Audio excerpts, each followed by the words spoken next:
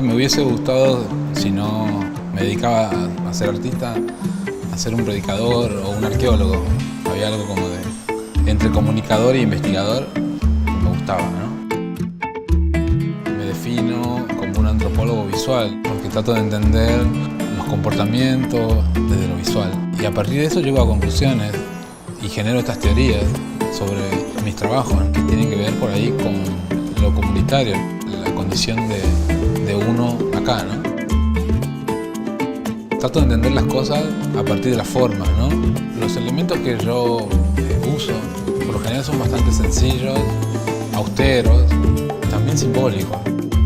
Siempre me fueron muy familiares. El barro, los elementos de la albañilería, de la construcción, la idea de la cocina, la figura del horno de barro, la vida obrera.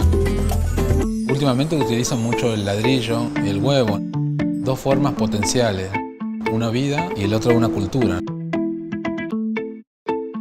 Yo no tuve mucha influencia artística en mi casa, así como académica, ¿no? Pero mi familia siempre fue como muy artesana, vinculada mucho a las tareas manuales. Yo tengo un vínculo bastante fuerte con Tucumán, tiene mucha historia, una resistencia indígena de las más fuertes que hubo. Entonces, creo que de alguna manera eso me traspasó, ¿no?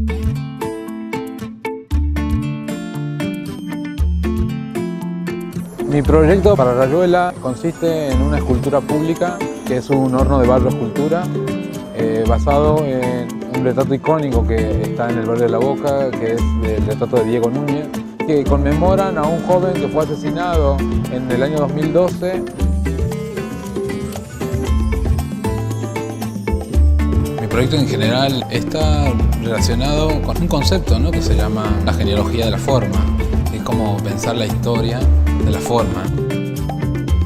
En relación a los museos de arqueología, con la historia de las piezas, ¿no?, el devenir de esos objetos que producían las culturas indígenas, principalmente del noroeste del país. Un concepto también que yo lo manejo que le llamo ingeniería de la necesidad.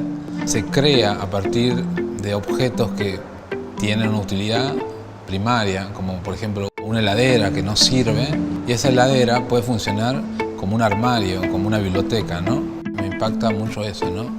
Finalmente la creatividad como un aspecto que suple una necesidad y que no importan las decisiones estéticas.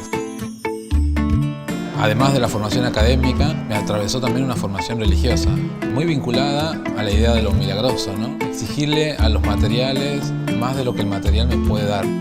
Y para mí lo vinculaba mucho con la resistencia, con la vida peronista de mi familia, entre la lucha, la cuestión mágica de lo milagroso y el ámbito de la pobreza. Por eso creo que vuelvo a estas formas primitivas de la morfología indígena, además de que yo tengo descendencia indígena, porque me impactan desde ese lugar. Siento que hay una cosmovisión del mundo que tiene que ver con todas estas cosas, ¿no?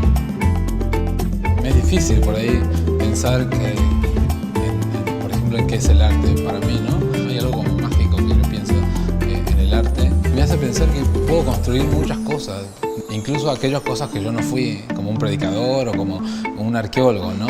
Y desde ese lugar puedo como operar. Es como un espacio de trampa.